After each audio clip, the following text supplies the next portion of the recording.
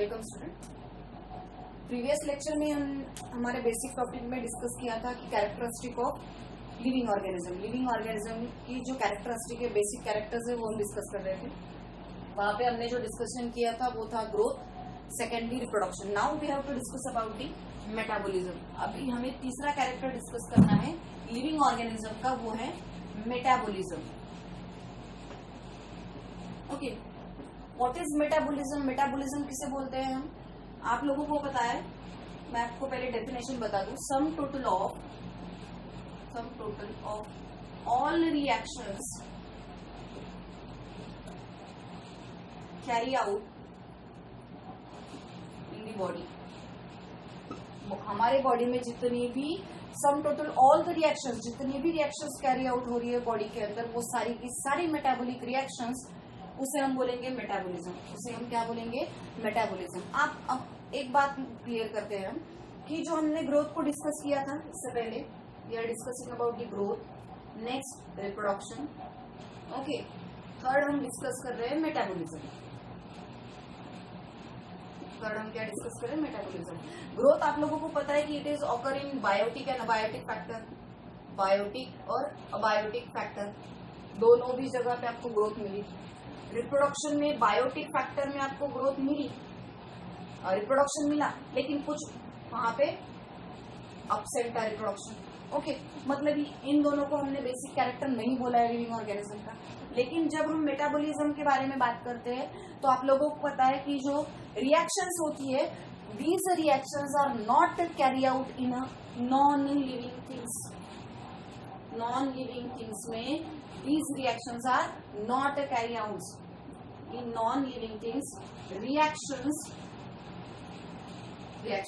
are not carry out. अगर आप कोई टेबल ले लो, चेयर ले लो या फिर ये बोर्ड ले लो, बोर्ड में कोई रिएक्शन शुरू है अभी? ऑब्वियसली नॉट, क्योंकि किसी भी नॉन लिविंग थिंग्स में कोई भी रिएक्शंस कैरी आउट नहीं होती है। जो भी रिएक्शंस होगी, प्लांट्स हो गए, एनिमल्स हो गए, माइक्रोब्स हो गए, जो भी लिविंग ऑर्गेनिज्म है, उन सारी लिविंग ऑर्गेनिज्म में कुछ ना कुछ मेटाबॉलिक रिएक्शंस कैरी आउट होगी। फॉर एग्जांपल देखो कि हमारे बॉडी में लीवर है, ओके। तो लीवर का फंक्शन क्या है कि लीवर जो भी इम्प्योरिटीज है उसको प्योर करने का काम करता है, प्यूरिफाई करता है, बाइल प्रोड्यूस करता है हमारे बॉडी में, जो बहुत ज्यादा इंपॉर्टेंट होता है फॉर द डाइजेशन। ओके, तो अब हर बाइल प्रोड्यूस करना ये भी एक रिएक्शन है। प्रोटीन को डिफरेंट काम के लिए प्रोवाइड करना ये भी एक रिएक्शन है। लीवर का फंक्शन भी है कि वो ब्लड भी बनाता है, ब्लड सेल आरबीसीज भी बनाता है, वो उसमें भी वो पार्टिसिपेट करता है। मतलब ये सारी चीजें बनाने के लिए उसे क्या करना है? रिएक्शंस कैरी आउट करना है। हमारा हार्ट है, हार्ट में क्या होगा? जो डीऑक्सीनेटेड ब्लड है उसको ऑक्सीनेटेड ब्लड में कन्वर्ट करने का काम वो कर रहा है। मतलब क्या? वो भी रिएक्शंस कैरी आउट कर रहा है। हमारा स्टमक है, हम जो खाना खाते हैं वो हमारे स्टमक बैग में जब जाता है तो वहाँ पे HCl प्रेजेंट रहता है, वहाँ पे पेपेन, ये प्रोटीन वहाँ पे प्रेजेंट है।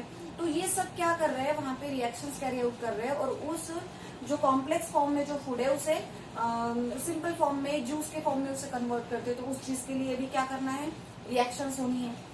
अब जो हमारे बॉडी में स्टमक में जो एसिड बन रहा है उससे एसिडिटी बनती है, राइट ना? उससे क्या बन रहा है? एसिडिटी बन रही है।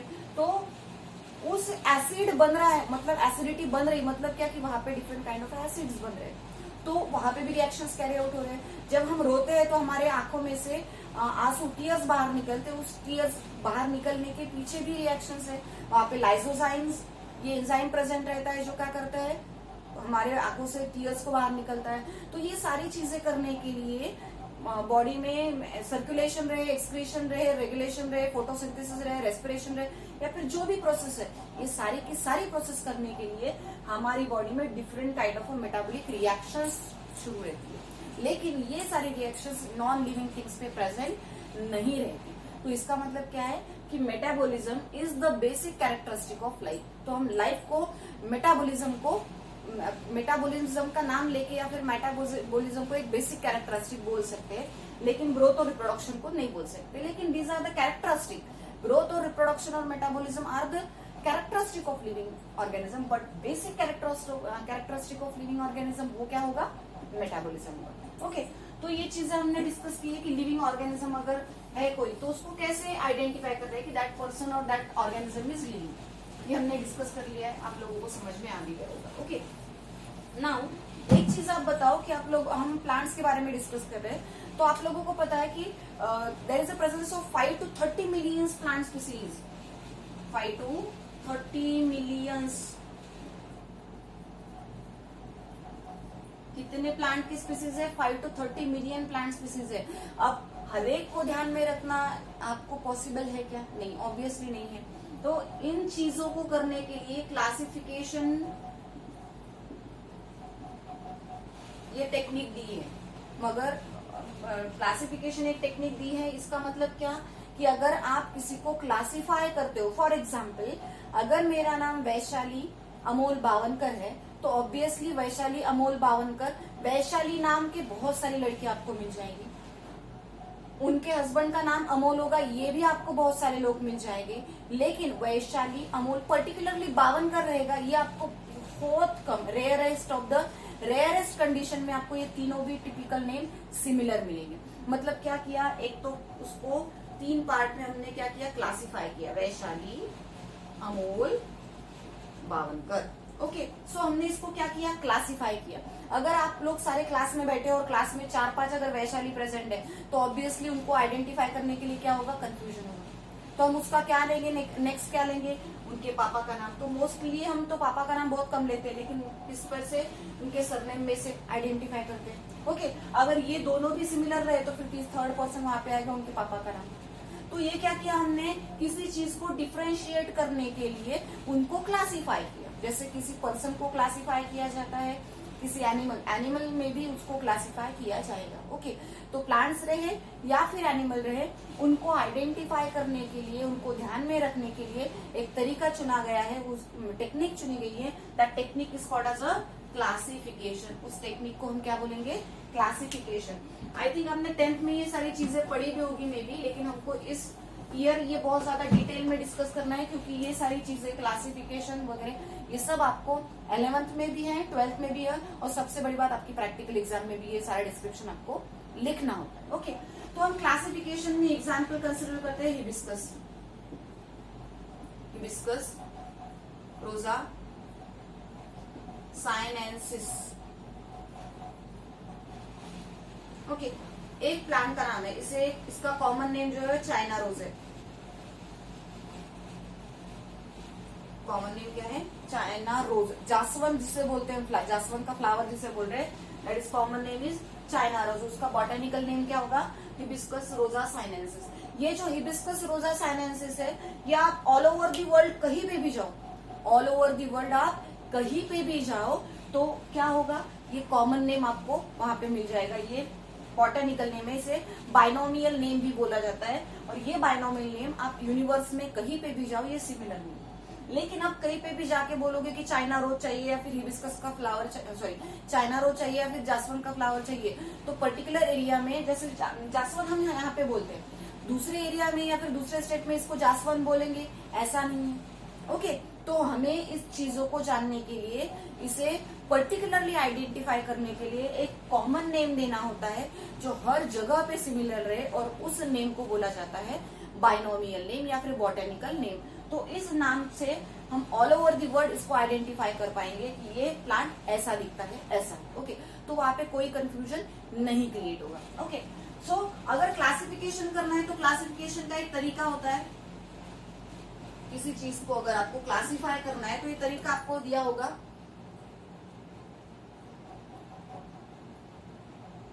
किंगडम,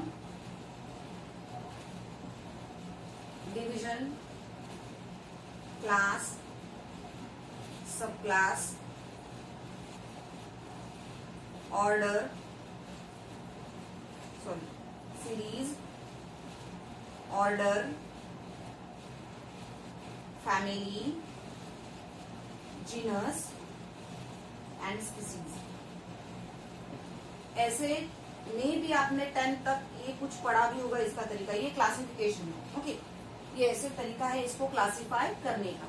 अगर मैं किंगडम के बारे में बात करूं, अगर हम हिबिस्कस का एग्जाम्पल लेते तो आप लोगों को पता है हिबिस्कस रोजा साइनेंसिस प्लांट है। ओके, तो हम इसको क्या करेंगे, किंगडम क्या आएगा इसका, किंगडम क्या आएगा, प्लांट, क्योंकि ये प्लांट्स है। अगर एग्जाम्पल एनिमल का लेते तो यहाँ पे एनिमल आता। ओके, डिवीजन क्या बोलेंगे हम डिवीजन के बारे में कि हिबिस्कस है। हिबिस्कस क्या है? It is a angiospermic plant है। अब एंजियोस्पर्मिक प्लांट का मतलब क्या होता है कि all the flowering plants are known as a angiospermic plant. जितने भी प्लांट्स है जिनको फ्लावर्स आते हैं, ध्यान में रखना ये चीज, बहुत बार आपको काम में आएगी। जितने भी प्लांट्स हैं जिनको फ्लावर्स आते हैं, all flower bearing plants are known as a angiospermic plant. उन प्लांट्स को हम क्या बोलते हैं? एंजियोस्पर्मिक प्लांट बोलते हैं, जिन प्लांट्स में फ्लावर प्रेजेंट रहते हैं। ओके, तो हिबिस्कस ये खुद ही एक फ्लावर है जिसे हम चाइना रोज बोलते हैं। तो ये एंजियोस्पर्म हो गया। फिर से हम इसको दो पार्ट में डिवाइड करते हैं, डाइकोटिलेडॉन और मोनोकोटिलेडॉन। डाइकोटिलेडॉन्स और मोनोकोटिलेडॉन। क्या मतलब होता है डाइकॉट और मोनोकॉट का? What is the meaning of dicot and monocot?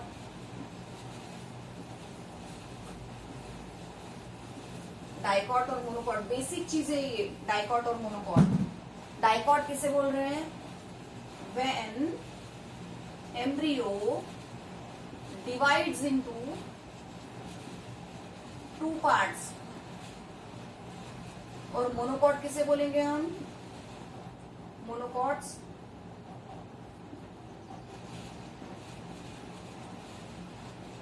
मोनोकोटिलेडॉन्स किसे बोलेंगे? When embryo does not divide into two parts। जब ये टू पार्ट्स में डिवाइड नहीं होता। फॉर एग्जाम्पल एक सिंपल मेथड आपको बोलती हूँ, जिन सीड्स जो सीड्स दो पार्ट में डिवाइड होते हैं उसे हम बोलेंगे। आपको एम्ब्रियो नहीं समझ में आ रहा है तो सीड कंसिडर करो। ओके, डाइकोटिलेडॉन किसे बोला है हमने? When embryo divides into two parts. Okay, two parts में जब डिवाइड होगा तब उसे हम डाइकोटिलेडॉन बोलेंगे। ये बेसिक चीज है, ये आपको पता होनी चाहिए। तो हम इसको रिकॉल कर लेते क्योंकि ये पूरा आपको यही डिस्कशन है। तो डाइकोटिलेडॉन किसे बोलेंगे हम? When embryo divides into two parts. अब जो सीड है, अगर सीड के दो पार्ट होते हैं then that seed is called as, और दैट प्लांट, उस सीड से जो प्लांट निकलेगा उसे हम डाइकोटिलेडॉन बोलेंगे। उस सीड से जो प्लांट निकलेगा उसे हम डाइकोटिलेडॉन बोलेंगे। फॉर एग्जाम्पल आप लोगों ने गेहूं देखा है, गेहूं म्हणतो ना अपन गेहूं। तो गेहूं को अगर आप दो पार्ट में डिवाइड कर सकते हो या नहीं कर सकते हो? अगर मैंने उसको ब्रेक कर दिया तो दो पार्ट में डिवाइड होगा या नहीं होगा? ऑब्वियसली गेहूं दो पार्ट में इक्वली डिवाइड नहीं होता है। तो when embryo does not divides into two part, जब वो दो पार्ट में नहीं डिवाइड हो रहा है, सिंगल ही रह रहा है, देन इट इज मोनोकोटिलेडॉन। तो हम उसे क्या बोलेंगे? मोनोकोटिलेडॉन। फॉर एग्जाम्पल तूर दाल आपने देखी है, तूर दाल। तूर दाल के दो इक्वल पार्ट में, तूर जब आती है मार्केट में तो एक जो सीड रहता है वो पूरा रहता है, लेकिन जब उसकी दाल बनती है तो दो पार्ट में, इक्वल पार्ट में डिवाइड होती है। चना आपने देखा है, चने की दाल आपने देखी है। चना जब रहेगा वो पूरा कंप्लीट रहेगा, लेकिन उसके दो पार्ट में जब डिवीजन होता है तो उसको हम दाल बोलते हैं। तो जितनी भी दालें हैं जो दो पार्ट में डिवाइड होती है, दो पार्ट में इक्वली डिवाइड होती है, उसे हम बोलेंगे डाइकोटिलेडॉन। और जो सीड्स दो पार्ट में नहीं डिवाइड होते, ज्वारी, ज्वार का आपने देखा है, ज्वारी देखी है। अगर आपने ज्वारी को देखा है तो उसको अगर आप ब्रेक करने की कोशिश करें तो दो पार्ट में नहीं डिवाइड होगा। ओके, अगर आप तिल को दो पार्ट में डिवाइड करोगे, सिसामम तिल को दो पार्ट में डिवाइड करने की कोशिश करोगे तो वो नहीं होगा। अगर आप मेज को दो पार्ट में डिवाइड करने की कोशिश करोगे तो वो नहीं होगा। तो जो सीड दो पार्ट में इक्वली डिवाइड नहीं हो रहे हैं then they are known as a monocotyledon, और जो सीड इक्वली दो पार्ट में डिवाइड होते हैं then it is called as a dicotyledon. लेकिन उनकी डेफिनेशन कैसे रहेंगी? When embryo divides into two parts they are known as a dicotyledon. When embryo does not divides into two parts they are known as a monocotyledon. अगर हम hibiscus का example ले रहे हैं तो वो कैसा है? डाइकॉट है। डाइकॉट मतलब उसके सीड दो पार्ट में डिवाइड होते हैं, इसलिए उसको डाइकोटिलेडॉन्स बोलते हैं। ओके, डाइकोटिलेडॉन्स। सब क्लास में क्या आएगा? सब क्लास मतलब क्या कि पॉलीपेटली है, पॉलीपेटली और गैमोपेटली, ये दो चीजें। पेटली का मतलब पेटल, पंखुड़िया, फ्लावर की जो पंखुड़िया उनको पेटल बोला जाता है। तो पॉलीपेटली या गैमोपेटली ये वर्ड आता है। तो पॉली का मतलब फ्री। अगर फ्लावर की पेटल्स खुली है, एक दूसरे से सेपरेट है, जुड़ी हुई नहीं है, तो हम उसे बोलेंगे polypetaly, free. Then that situation is called as a polypetaly, क्योंकि पेटल्स कैसी है, फ्री है, एक दूसरे से पैक नहीं हुई है। गैमोपेटली कब बोलेंगे उसे, जब पेटल्स आर फ्यूज, जब पेटल्स कैसी रहेगी, फ्यूज रहेगी। अगर पेटल फ्यूज है then it is called as a gamopetaly. अगर पेटल फ्री है, एक दूसरे उनसे उनकी पंखुड़ियां जो है फ्लावर की, जो पेटल्स है अगर वो सेपरेट है, जैसे हिबिस्कस, जैस्मिन का फ्लावर आपने देखा है, उसकी अगर आप पेटल्स निकालो तो हर एक पेटल सेपरेट हो जाती है एक दूसरे से, निकालो तो वो हो गई फ्री। तो इसका जो क्लास सब क्लास आएगा वो होगा पॉलीपेटली, होगा पॉलीपेटली। सीरीज में आता है थैलामिफ्लोरी। थैलामिफ्लोरी का मतलब क्या, अगर आप हिबिस्कस का फ्लावर निकालो तो ये ऐसे, ये यहाँ पे ओरी रहेगी और ये बड़ा सा थैलामस वहां में प्रेजेंट रहेगा। This portion is thalamus. Okay, यहाँ पे ओरी प्रेजेंट रहती, ये स्टिग्मा रहता और ये ऐसी उसकी, ये स्टेमेंस उस पे ऐसे अरेंज रहते। ओके, तो ये बेसमेंट यहाँ पे प्रेजेंट है, थैलामस, उसे हम थैलामस बोलते हैं। तो उसका जो सीरीज आएगा वो होगा थैलामिफ्लोरी। इसकी जो ऑर्डर आती है वो माल वैलिस, फैमिली जो है माल बेसी, जीनस जो है वो हिबिस्कस, और जो स्पीसीज है वो रोजा साइनेंसिस, रोजा साइनेंसिस। देखो किंगडम, आपको इतनी चीजें ध्यान में नहीं रखनी, आपको इतना ही रखना है, आपको क्लासिफिकेशन दिया हुआ रहेगा, आपको सिर्फ उसको याद करना है। मैं आपको बता रही हूँ कि ये कैसे आया, वहां पे आपको कोई नहीं पूछेगा ये कैसे आया, आपको सिर्फ इतना है कि दिया हुआ है, आपको इसमें ध्यान में रखना है। लेकिन बेसिकली आप ये चीजें कैसी आती है ये मुझे आपको बताना है कि ये चीजें आई कैसे। ओके, तो यहाँ तक हुआ है। ऑर्डर में हमेशा और हमेशा एलियस लगेगा, ऑर्डर में लिखते टाइम लास्ट में एलियस आएगा। इसकी फैमिली बुक में दी हुई है, मालबेरी से। अगर सॉरी ऑर्डर, अगर फैमिली आप लिखो तो फैमिली के लास्ट में CEAE आएगा, फैमिली के लास्ट में CEAE आएगा। अगर जीनस के बारे में तो नाम आपको दिया है, जो फर्स्ट नेम रहता है, फॉर एग्जाम्पल हिबिस्कस रोजा साइनेंसिस। ओके, अगर ये नाम है तो ये जो पहला नेम है ये रहेगा जीनस का, और दूसरा जो नेम है वो रहेगा स्पीसीज का। इसके बारे में हम डिटेल, आपको एक चैप्टर दिया है तब हम डिटेल में डिस्कस करेंगे। सिर्फ आपको ध्यान में रखना है कि पहला जो नेम रहता है वो जीनस रहता है और दूसरा जो रहता है स्पीसीज रहता है। तो हिबिस्कस रोजा साइनेंसिस चाइना रोज का नाम है, तो उसमें से हिबिस्कस जो है वो जीनस नेम है और स्पीसीज जो है वो रोजा साइनेंसिस है। तो ये एक डिस्क्रिप्शन हुआ, एक क्लासिफिकेशन हुआ एक फ्लावर का। आपको एक ही क्लासिफिकेशन दिया है, आपको बहुत ज्यादा क्लासिफिकेशन नहीं है। लेकिन क्लासिफिकेशन कैसा होता है कि सबसे पहले किंगडम, डिवीजन, क्लास, सब class, order, series, order, family, genus और स्पीसीज, ऐसे उसका क्या रहेगा, डिस्क्रिप्शन रहेगा, क्लासिफिकेशन रहेगा। और इसके बेसिस पे हम क्या करेंगे, किसी भी प्लांट को आइडेंटिफाई करेंगे। ओके, तो ये टेक्निक है, ये आई थिंक आपको 10 तक में भी आपको स्टडी में गया होगा। तो ये सब चीजें क्यों होती है, क्योंकि हमको क्या करना है कि उस प्लांट्स को डिवाइड करना है, उस प्लांट्स को आइडेंटिफाई करना है। क्योंकि ऑब्वियसली अगर 5 to 30 मिलियन स्पीसीज अगर प्लांट्स की है तो उसमें एनिमल्स में भी आएंगे। ओके, तो हमको एनिमल्स को भी क्या करना होता है, क्लासिफाई करना होता है। जैसे मैंने एग्जांपल बोला खुद का नाम, कि अगर मेरा नाम वैशाली है, अमोल बावनकर है, तो ऑब्वियसली वैशाली नाम रहने वाली बहुत सारी लड़कियां रहेगी। लेकिन वैशाली के बाद में अमोल आएगा, ये बहुत कम हो जाएगी। मतलब क्या हो गया, उसमें से माइनस होंगे, वैशाली अमोल वाली माइनस होगी।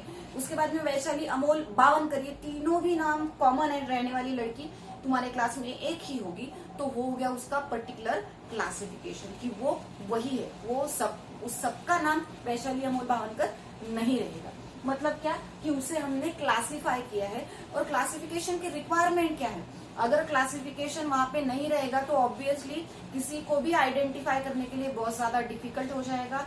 बहुत सारी चीजें मतलब सारे के नेम जो सही के हो जाएंगे, किसी को भी आप पर्टिकुलरली आइडेंटिफाई नहीं करोगे। तो किसी को आइडेंटिफाई करने के लिए या फिर किसी से कम्युनिकेट करने के लिए आप क्या करते हो, उसको क्लासिफाई करते हो। ओके, तो अगर किसी को हम ए, अरे, तुरे ऐसे करके बोलेंगे तो कितने लोगों को आप अरे बोलोगे। अगर वही इंसान आपको बाहर मिल जाए तो आप थोड़ी ना उसको अरे बोल के बोलोगे।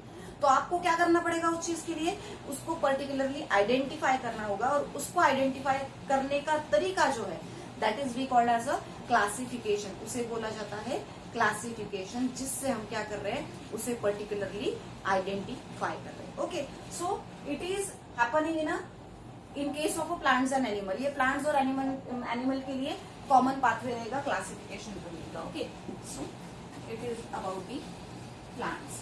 नाउ अगर आप प्लांट्स के बारे में बात कर रहे हो तो आप लोगों को पता होना चाहिए कि प्लांट्स को डिवाइड किया गया है, प्लांट्स को डिवाइड किया गया है ग्रुप्स में,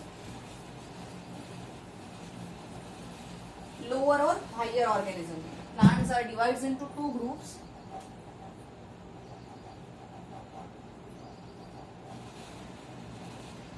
plants are divides into 2 groups. ये पूरे साल भर में क्वेश्चन पूछती हूँ, लेकिन लास्ट एंड तक बहुत कम बच्चे इसको डिवाइड कर पाते हैं हायर और लोअर ऑर्गेनिज्म में। मैं कितनी भी बार ये बात चीजें उनको बताऊं कि बाबा ये आगे भी काम आने वाली है, तो उसको ध्यान से सुनो, तो सुनने वाले बहुत कम रहते। तो आप लोग एटलीस्ट ये चीजों को ध्यान में रखना कि ये चीजें आपको इस ईयर भी आने वाली है और नेक्स्ट ईयर भी, तो आपको पता होना चाहिए कि what is lower organism and what is higher organism. Okay, so firstly इसको डिवाइड किया है लोअर और हायर ऑर्गेनिज्म में। लोअर ऑर्गेनिज्म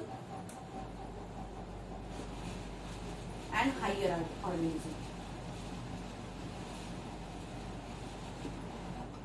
लोअर ऑर्गेनिज्म में जिसे हम डिवाइड करते हैं वो आते हैं algae and bryophytes, algae and bryophytes। and higher plants में आते हैं Pteridophyta, Gymnosperm और Angiosperm।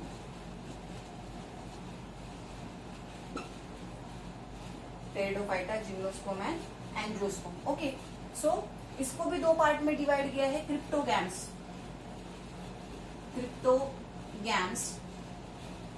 एंड फाइनेरोगैम्स। क्रिप्टोगैम्स और फाइनेरोगैम्स, ये डिस्क्रिप्शन आपको दिया गया है कि cryptogams that is lower organism algae and bryophytes, then phanerogames they are known as higher organism, they are divides into 3 groups, Pteridophyta, Gymnosperm and angiosperm. Okay, so ये उसको divide किया है, और कौन से बेसिस पे डिवाइड किया है वो हम नेक्स्ट लेक्चर में डिस्कस करेंगे। Thank you.